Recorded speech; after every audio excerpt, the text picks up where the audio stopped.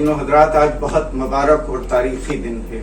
1822 में कलकत्ते से उर्दू सहाफ़त का जो सफ़र शुरू हुआ था, आज 200 बरस मुकम्मल कर रहा है। इस लंबे सफ़र में उर्दू सहाफ़त ने न सिर्फ ताबनाक रवायत कायम की, बल्कि वसतों के नए सिलसिले भी पैदा किए। न सिर्फ बर्र-ए-सग़ीर हिंदुस्तान, बल्कि मगरिब की नई उर्दू बस्तियों में भी उर्दू सहाफ़त ने अपने कदम जमा लिए। लेकिन इस पूरे सफर में सब कुछ आसानी से नहीं हो गया। बहुत सी जाफिशानियों से, रियाजतों से और कहीं कहीं कुर्बानियों से गुजर कर हम पहुंचे हैं 21वीं सदी के सामने।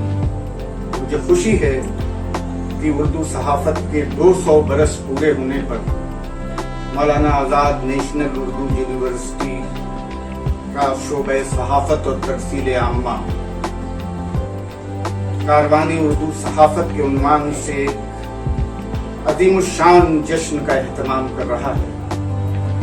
मैं इस पहल के लिए शेखुल जामिया प्रोफेसर ऐनुल हसन साहब का शुक्रिया भी अदा करता हूँ और उन्हें मुबारकबाद भी पेश करता हूँ कि उन्होंने उर्दू सहाफ़त के 200 बरस पूरे होने पर उसके शायाने शान जश्न का एहतमाम किया। मुझे उम्मीद है कि इस जश्न के साथ उर्दू सहाफ़त के इस लंबे सफ़र की पूरी दास्तान, उसके तमाम संग के मील, उसके तमाम बड़े हम सफ़रों की दास्तान पूरी दुनिया में पहुँचेगी और उर्दू सहाफ़त का जो हक़ है, जो उसकी खिदमात हैं मुल्क व कौम के लिए, उसका एतराफ़ किया जाएगा।